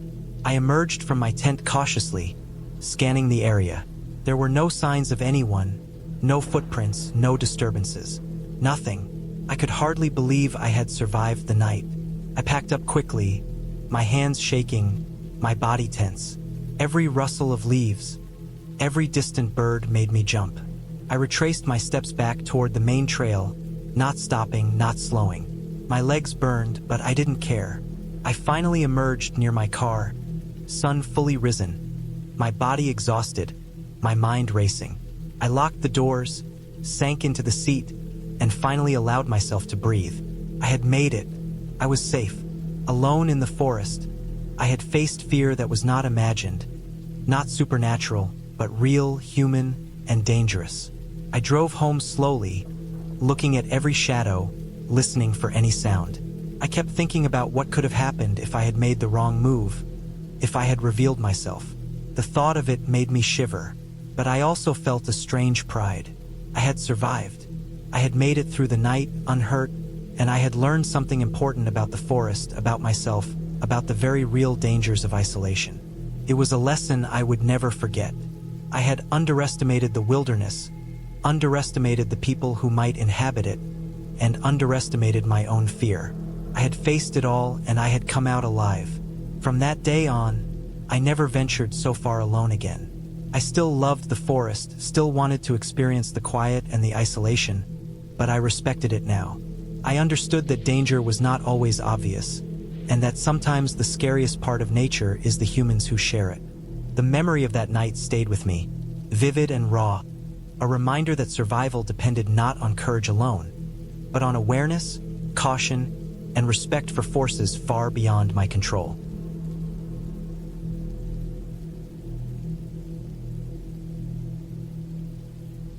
I never considered myself someone who was particularly brave or adventurous, but I had always felt a strange pull toward the wilderness. There was a quiet thrill in being alone with nature, the kind of raw experience that made me feel alive in a way nothing else could. It had been a long week at work, the kind that left my shoulders tight and my mind buzzing with deadlines I couldn't escape.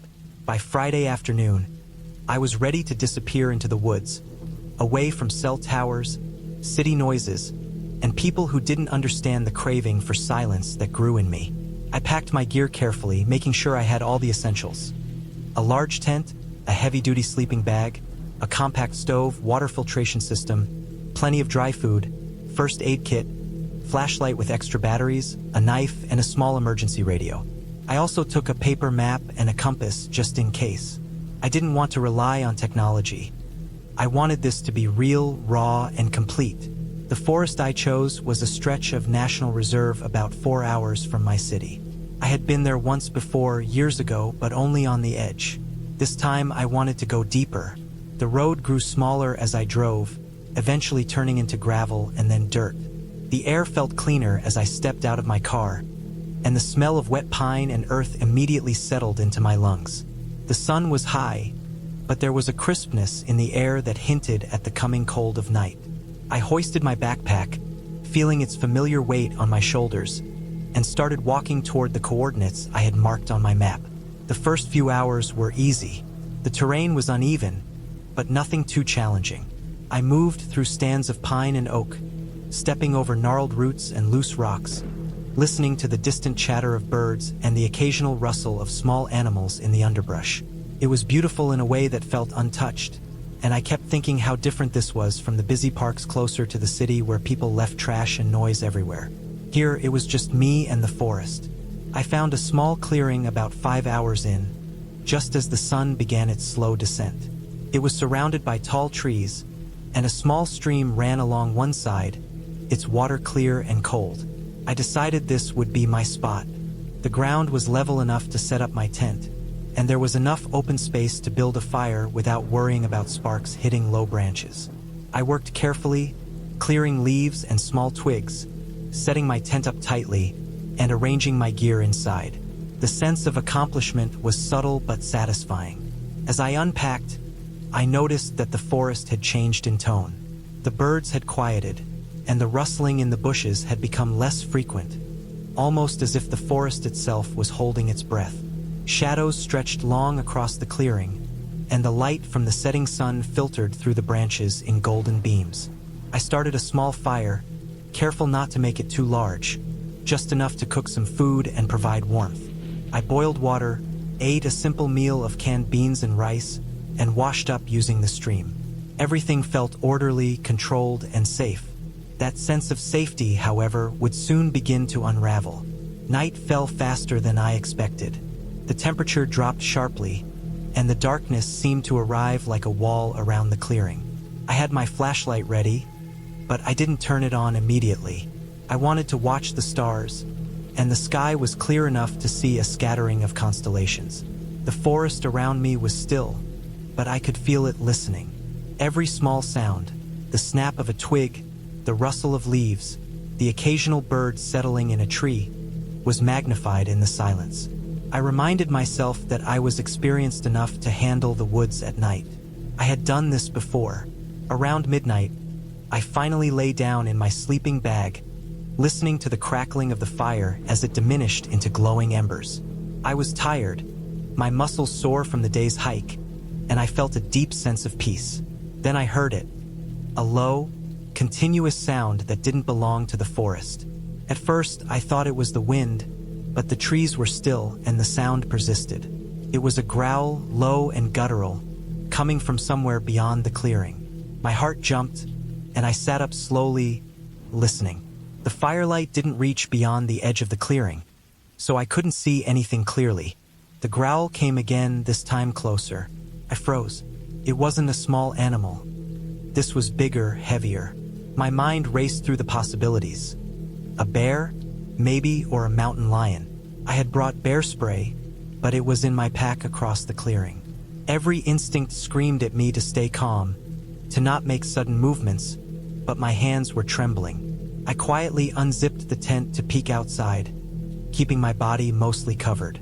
The shadows were deep, but I could see the outline of a large animal moving slowly between the trees.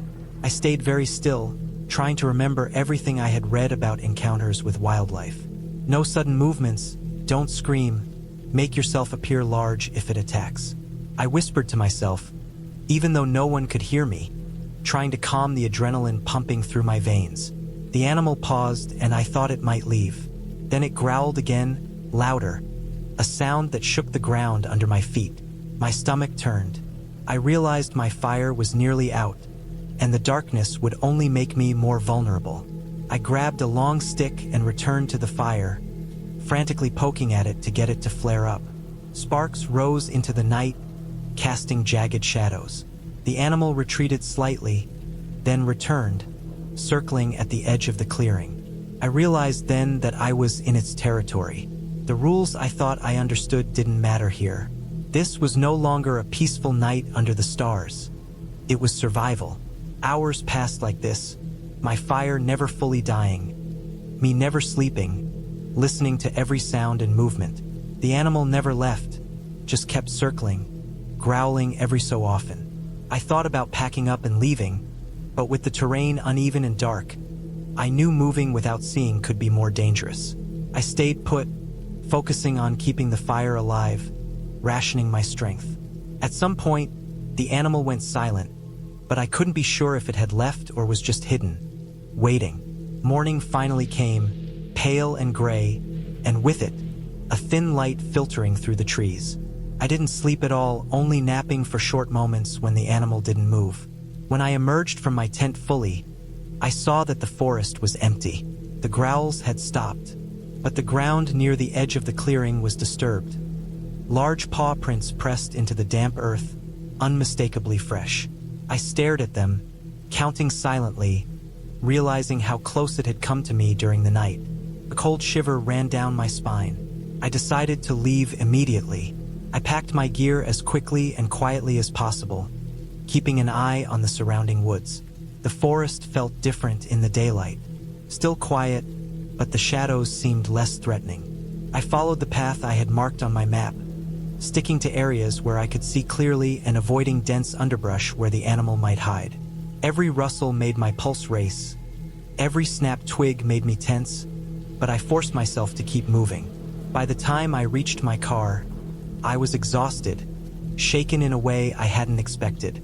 I looked back at the forest, the trees standing tall and silent.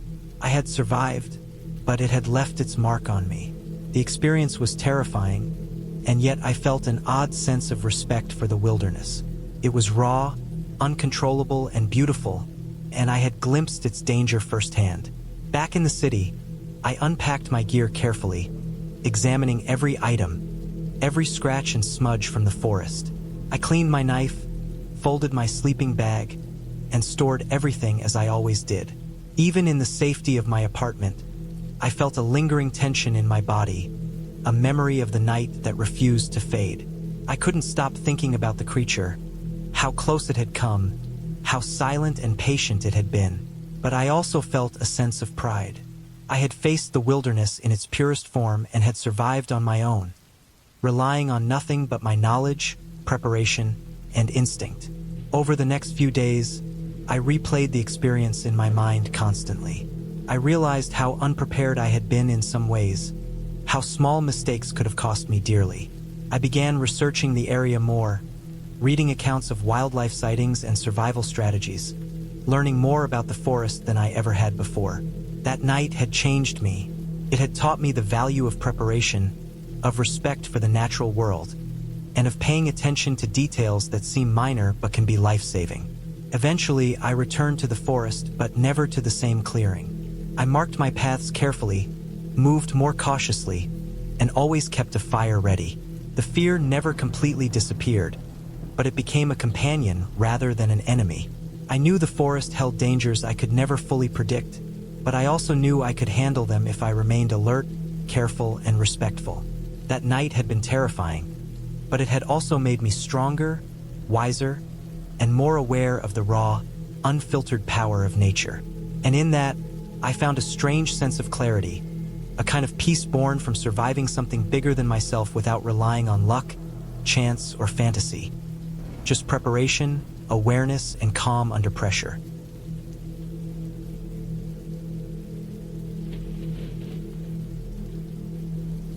I had been looking forward to this camping trip for months.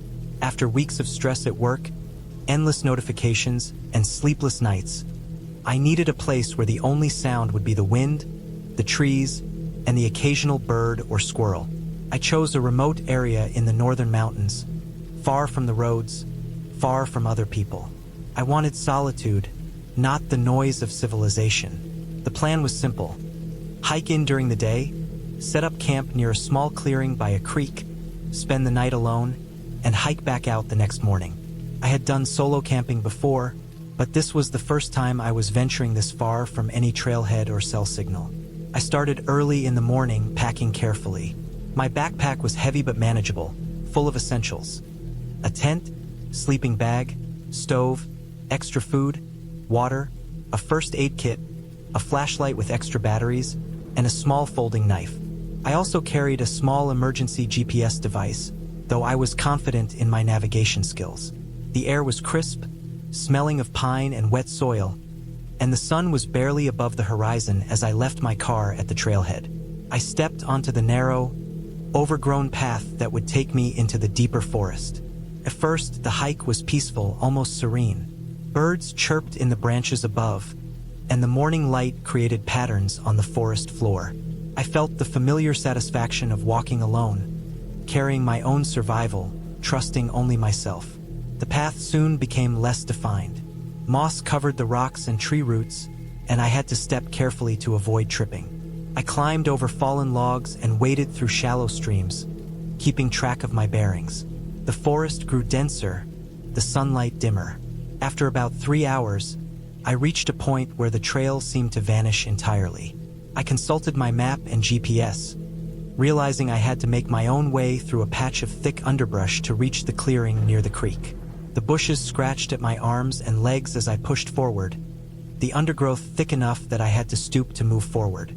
My legs were tired, my back ached, but the thought of the creek and the quiet clearing kept me moving. Finally, after hours of slow progress, I emerged into a small clearing. It was perfect. The ground was flat, mostly free of rocks and roots, and a narrow creek ran along one edge. The water was clear, moving over stones with a soft gurgle. I set down my backpack and took a deep breath, feeling the relief wash over me. This would be my home for the night. I found a dry patch of ground and began setting up my tent, carefully staking it into the soil and stretching the rainfly tight. Inside, I laid out my sleeping bag and organized my gear. I boiled some water over my small stove and prepared a simple meal, feeling proud of the little accomplishment. The sun was dipping toward the horizon, casting long shadows through the trees, and I felt content in a way that only comes when you are truly alone in nature. As darkness fell, I noticed how quickly the forest could transform. The quiet became heavier, and the sounds of birds and small animals faded, replaced by the occasional rustle in the underbrush. I reminded myself that this was normal. Animals moved at night, and the forest had its own rhythm. I sat by the creek, watching the water, letting the sounds wash over me. After eating, I turned on my flashlight to check my gear once more, and then climbed into my sleeping bag, planning to sleep early and wake before sunrise. The night was colder than I expected. I zipped my sleeping bag tightly around me, the mesh of the tent keeping most of the chill out, but the cold still seeped in. I tried to focus on my breathing, telling myself it was nothing more than nature, nothing to fear. Around midnight, I woke to a noise. It was faint at first, a cracking of branches, like something heavy moving just beyond the edge of the clearing. I froze, straining to hear over the pounding of my own heart. The sound repeated, closer this time, and I realized it was moving around the clearing. My mind raced, Bears were in the region, and though encounters were rare, I had to consider the possibility. I remembered the advice I had read. Stay calm. Make yourself appear larger if the animal comes close. Do not run. Avoid sudden movements. I reached slowly for my flashlight and my knife, my hands shaking slightly. The noise was intermittent now, sometimes close, sometimes farther away. Something was definitely out there, moving through the underbrush. I sat quietly, listening. Then I heard it, a low, guttural growl. Not a bark, not a scream, but a deep, throaty sound that made the hair on my arms stand up. My stomach tightened.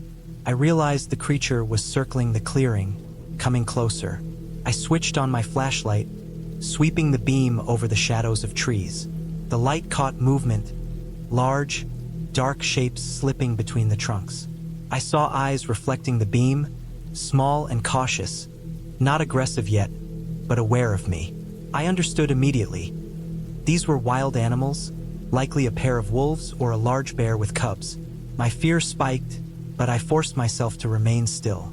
I whispered to myself over and over to stay calm, to stay still. I knew that any sudden move could provoke an attack.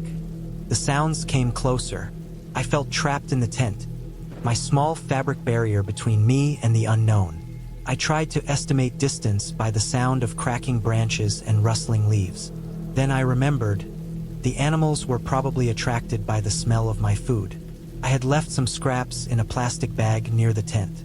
My heart sank. I realized that I had to move carefully to protect myself and my food.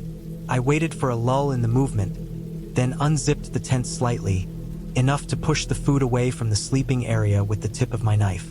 My hands trembled so violently that I almost dropped the bag, but I managed to get it several feet from the tent, behind a rock. I retreated slowly, not looking back, and zipped the tent completely closed. The night seemed to stretch endlessly. Every rustle and snap outside made me jump. At one point, I heard heavy breathing very close to the tent. I realized that the animal must be right on the other side, possibly sniffing the tent. My mind raced with worst-case scenarios. I pictured the tent being torn open, the animal lunging. I tried to stay calm, reminding myself of my training, the advice I had read, the survival skills I had practiced. I sat still, listening, and breathing slowly, trying to make as little noise as possible. Hours passed. I couldn't see the time, but the sounds eventually faded, replaced by the occasional owl hoot and the gentle gurgle of the creek. Exhaustion took over, and I drifted in and out of tense sleep. Morning came slowly. Light filtered through the trees, revealing the dew-covered clearing. I unzipped the tent cautiously and peeked out. The clearing was empty. My food bag was disturbed, scraps scattered, but the animals had moved on. Relief washed over me, but I stayed alert. I packed my things quickly, not wanting to linger. The hike back would be long, and I didn't want to risk another encounter. As I retraced my steps through the dense forest, I realized how vulnerable I had been. One wrong step, one careless action, and things could have ended badly. My adrenaline still ran high, but I focused on steady breathing, careful footing, and keeping the sounds of my movement controlled. I emerged back onto the trailhead hours later, exhausted, sweaty, and mentally drained, but unharmed. My car felt like a fortress. I took a long, shivering drink of water and allowed myself to relax. The experience had taught me a lot. I had underestimated the unpredictability of nature and overestimated my preparedness. I realized that solitude in the wilderness comes with real risks. It is beautiful, yes, but it demands respect, careful planning, and constant awareness. I promised myself that future trips would include better food storage, more knowledge of animal behavior, and extra precautions. I had survived the night, and that survival had not been a matter of luck alone. It had been careful thought, patience, and attention to every sound and movement. Driving back down the mountain, I reflected on the night. The fear, the tension, and the uncertainty had been intense, but I had emerged stronger, wiser, and more aware of the fragility of human life in the wild. I knew I would return to camping, but with far greater respect for the wilderness. That night had been frightening, but it had also been a lesson. one that I would carry with me forever. I had faced the real terror of being alone in the forest, confronted by wild, unpredictable animals, and I had survived. I knew now that survival was not about bravery alone, but about careful preparation, clear thinking, and respecting the power of nature. As I reached the main road and civilization, I felt an overwhelming sense of relief. The mountains receded behind me, majestic and indifferent. The experience would stay with me, a reminder of the rawness of nature, the unpredictability of life, and the strength that comes from remaining calm under pressure. I had been scared in ways I could never have imagined, but I had faced that fear and lived. And that knowledge, that understanding of my own limits and the wild around me, felt like the greatest reward of all.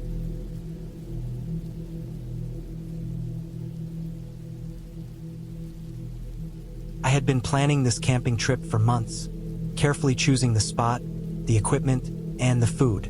The forest I picked was deep, far from roads, and relatively unknown. It was the kind of place people went to escape, to feel isolated, to reconnect with nature. I had imagined myself there for days, sitting by the fire, hearing the wind in the trees, and feeling completely alone but safe. I had checked the weather reports, packed extra supplies, and told a friend where I was going. I felt prepared. I had no idea how wrong I would be. The first day started like any other adventure. I hiked through the forest, following a narrow dirt trail that twisted through tall pines and thick underbrush. The air was cool and dry, and the sun filtered through the trees in beams that made the dust in the air glow. I carried a large backpack with all my essentials: food, water, a tent, sleeping bag, first aid kit, and a few tools. I stopped often, partly to rest, partly to appreciate the quiet beauty. There were birds, insects, the occasional rustle of a deer or rabbit moving in the undergrowth. It was peaceful, almost hypnotic.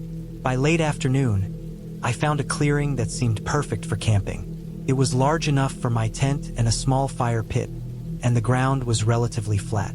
I set up my tent carefully, anchoring it to the ground with stakes and ensuring the rainfly was tight. I collected some dry wood for the fire and arranged it in a circle, making sure there was a safe distance from the tent. Everything felt familiar and easy, like I had done this 100 times before. I started a small fire, cooked some beans and rice over it, and watched the shadows grow long as the sun sank behind the trees. The first night was quiet, almost too quiet. The sounds of the forest seemed softer than usual, as if everything had gone still just for me. I was lying in my sleeping bag, staring up at the ceiling of the tent, hearing the occasional crackle of the fire. I reminded myself that this was normal, that the forest was alive and unpredictable. But then, a faint noise reached me. A soft, scraping sound coming from somewhere outside the tent. I froze, listening. Could have been an animal, I told myself. A raccoon, a fox, or some other small creature. The sound came again, slow and deliberate, almost like someone dragging something across the ground. My stomach tightened. I sat up and peered through the mesh of the tent.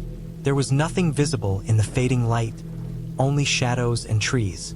I waited for several minutes, straining to hear, but the noise had stopped. My heart eventually slowed, and I forced myself to lie back down, convincing myself it was nothing. The second day, I decided to explore further into the forest. I packed some food and water, left the tent standing, and followed a narrow animal trail that branched off from my original path. It wound deeper into the woods, through thick underbrush and over fallen logs. The sunlight barely reached the forest floor here, and the air smelled of wet earth and pine needles. I noticed subtle signs that I was not entirely alone. Broken branches, faint footprints that didn't look like any I had made, and the occasional rustle of leaves where there shouldn't have been anything. I tried to rationalize all of it. I had read about these forests. Deer, raccoons, stray dogs, and other wildlife leave traces like this. Still, I felt the tension in my shoulders and kept glancing behind me. Around midday, I came across a small creek. The water was clear, running over smooth stones, and I knelt to drink some. I noticed something odd. The creek bank had a small pile of stones arranged in a loose circle, and in the center, there was a piece of clothing, dirty and torn. It looked recent. I felt a jolt of unease, my stomach turning. I stepped back, scanning the trees around me, but saw no one. I shook my head, trying to dismiss it. Maybe someone had been camping here before me and left something behind. I didn't stay long and decided to return to my campsite, though the path back felt different somehow, longer and more winding than I remembered. When I returned, the tent looked the same, but I immediately noticed something wrong. The fire pit had been disturbed. The stones were shifted slightly, and some of the ash had been scattered.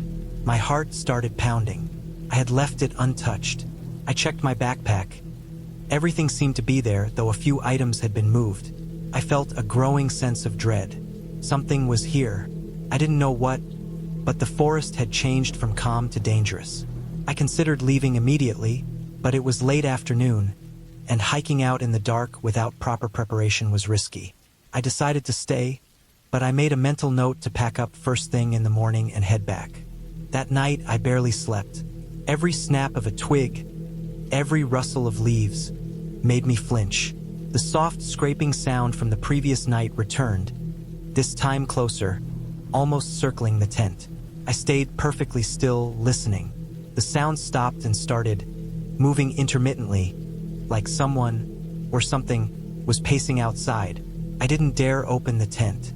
My mind raced with possibilities, none of them comforting.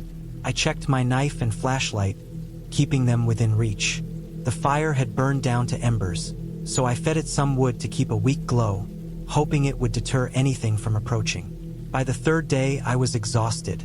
I had barely slept, barely eaten, and the forest felt like it had closed in around me.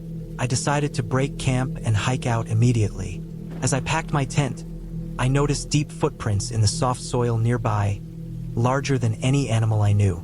They led toward the tree line but disappeared into the underbrush.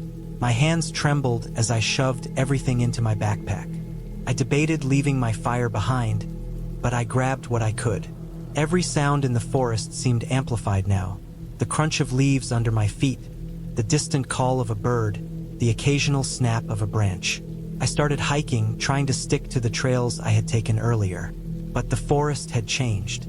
The paths I remembered were gone, replaced by dense underbrush and fallen trees. Every step was slow, careful, and exhausting. Hours passed, and I realized I was lost. My sense of direction, usually reliable, failed me.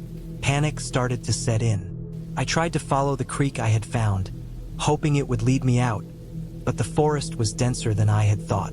The sun was starting to fall behind the horizon, and the shadows lengthened.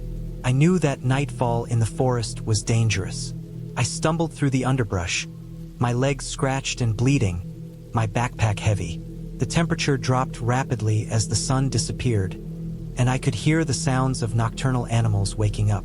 The forest was alive with the rustle of leaves, the calls of owls, and something else, something heavier, deliberate. I felt it watching me. I didn't know if it was an animal, another human, or just my imagination, but my instincts screamed that I was in danger.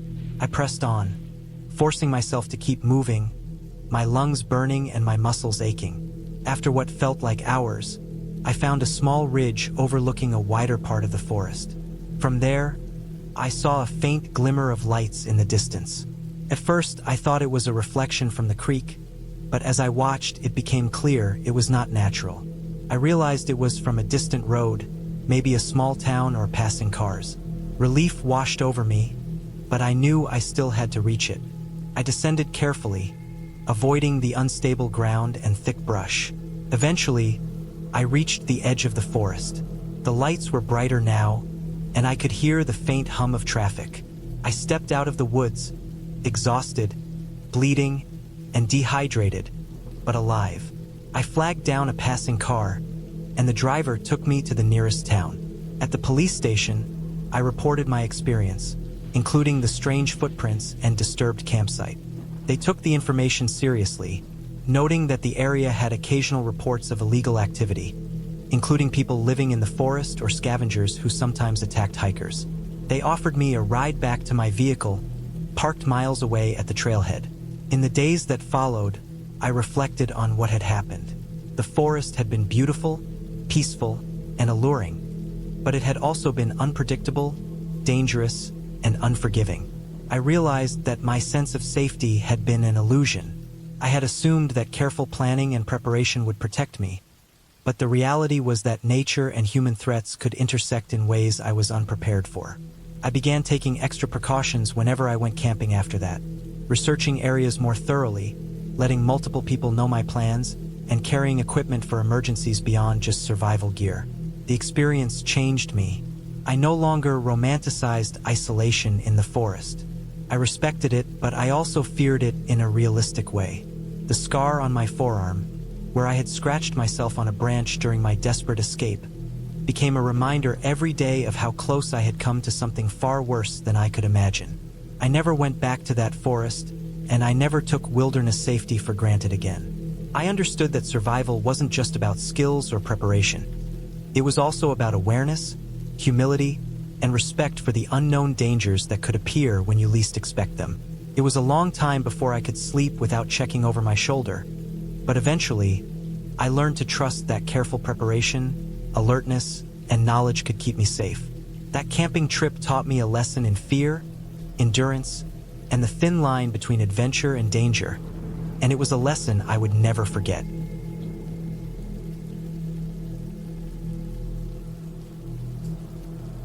I had always liked the idea of being alone in the wilderness, away from everything. The city always felt heavy to me, and I liked the quiet of the forest, the smell of pine, and the way the wind moved through the trees. I had been camping before in well-marked campgrounds with other people around with some sense of safety. But this time I wanted it to be different. I wanted a real wilderness experience, somewhere remote, somewhere I could feel like I was truly alone. I spent weeks planning, looking at maps, reading about trails, and finding a place that wasn't crowded, that wasn't easy to reach. I chose a small area in a national forest, far from roads and towns, a place where the nearest person would be at least a 2-hour hike away if I needed help. I packed carefully, bringing all the essentials. My backpack was heavy, filled with food, a small stove, a tent, sleeping bag, water purification tablets, first aid kit, flashlight, extra batteries, and a knife. I had a map and a compass, and I had memorized the route from the parking area to the camping site I planned to use. I wanted to hike in during the late afternoon so I could set up camp before nightfall. I told myself I was being careful. I had experience, I knew the basics of survival, and I had done enough hikes to feel confident. But nothing prepares you for being truly alone in the wild. The hike in was long but beautiful. The trail was narrow and steep in places, with rocks and roots catching at my boots. Sunlight filtered through the trees in slivers, creating shadows that moved as the wind passed through. I kept my pace steady, taking small breaks to drink water and catch my breath. The air smelled clean, damp with the scent of soil and decaying leaves, and I felt a calm settle over me as I walked. Birds called overhead, and every so often I would hear the snap of a branch or the rustle of something moving far off in the underbrush. At first, these sounds were comforting, signs of life, of the forest being alive around me. I reached my planned site just before the sun started to sink, painting the sky in shades of orange and red. The clearing was small but perfect. There was a flat area for my tent, a small space near a cluster of rocks I could use for a fire, and a stream nearby for water. I unpacked slowly, carefully placing each item, making sure everything was ready. I set up my tent and arranged my sleeping bag inside. I gathered some firewood, dry sticks mostly from fallen branches, and built a small fire pit. When the sun disappeared completely and darkness crept in, I lit the fire. The warmth felt good, and I settled close to it, eating some of my food and drinking water. I felt alive in a way I rarely did in the city, and the isolation was freeing, even exhilarating. The first night was mostly quiet, except for the usual forest sounds. Owls hooting, small animals rustling, the wind moving through the trees. I slept lightly, waking now and then, but mostly I felt safe. In the morning, I hiked around a bit, explored the area, marking small landmarks to make sure I wouldn't get lost. I collected extra firewood, filtered water from the stream, and set up a small area to cook. I felt prepared. I felt capable. But the forest has a way of reminding you that it doesn't follow human rules. On the second night, something changed. I was lying in my tent when I first heard it. A low sound, like a distant growl, not sharp but deep and slow. I froze, listening.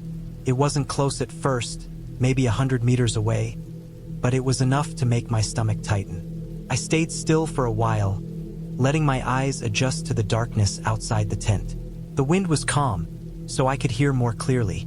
There it was again, a low, rumbling sound that didn't belong to any bird or small animal I knew.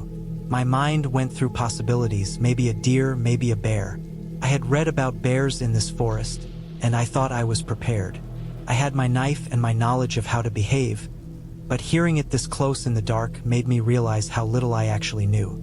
I stayed in the tent, quiet, listening. The growl didn't come again immediately, but I could hear something moving outside, heavy steps on leaves, branches snapping. I debated leaving the tent to check, but the sensible part of me said no. I kept the tent flap closed and tried to make myself small, hoping whatever it was would move on. Hours passed, or maybe it was just minutes. I couldn't tell in the dark, but eventually, the sound faded. I didn't sleep much after that. The next day, I tried to convince myself I was overreacting. I packed my bag, hiked further down the trail, and explored some more. The forest seemed normal in the daylight, beautiful as ever, full of sunlight and shadow. But I noticed signs.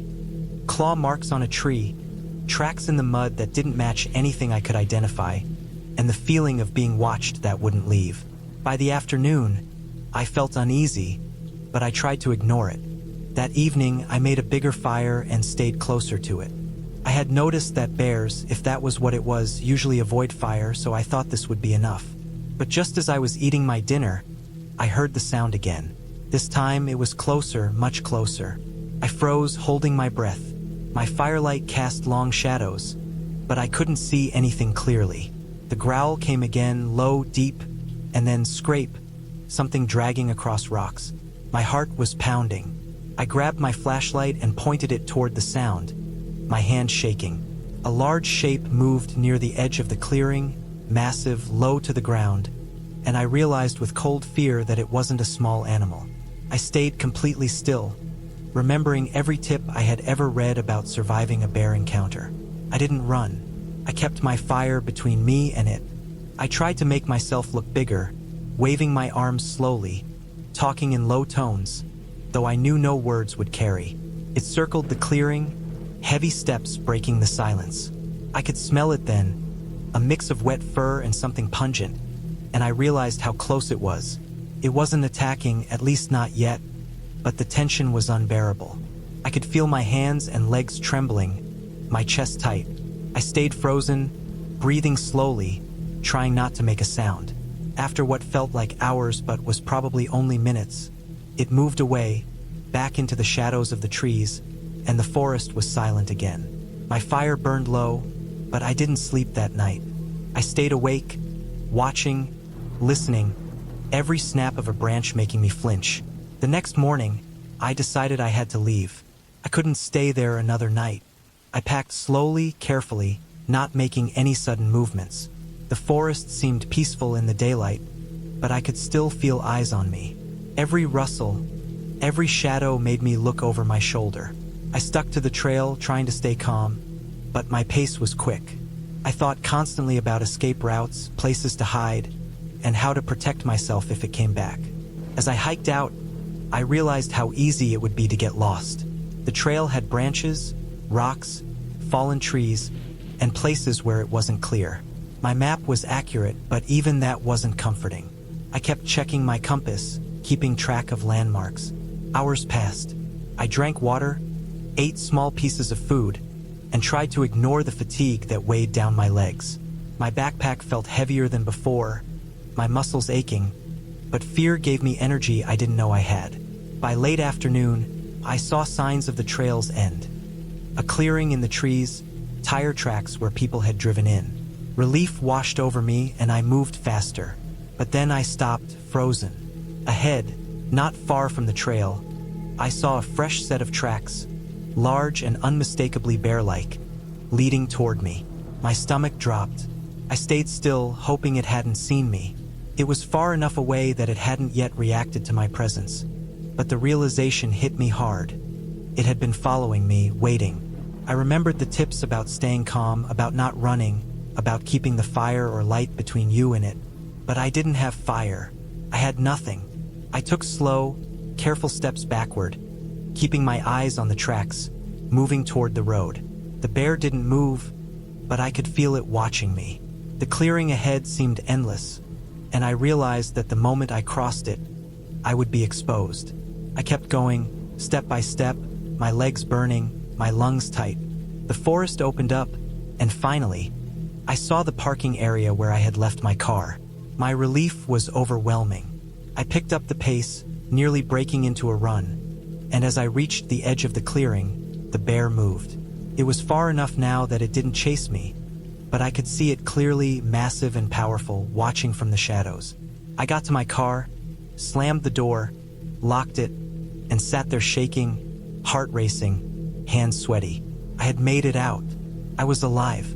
I drove away slowly, eyes on the rearview mirror, not daring to look too closely at the forest I had just left. The road stretched out in front of me, and I felt my body slowly relax, my mind trying to process what had happened. The forest was beautiful, but it had almost killed me, and I understood something I hadn't before. Wilderness doesn't care about your plans, your confidence, or your courage. It is indifferent, and the smallest mistake or even just bad luck can be fatal. After that trip, I never camped alone in remote areas again. I still loved the forest, the smell of pine, and the quiet, but I respected it in a way I hadn't before. I learned to check my surroundings more carefully, to respect wildlife, and to never underestimate the danger that comes with isolation. I told a few close friends about what had happened, but mostly I kept it to myself. It changed me, made me more cautious, more aware.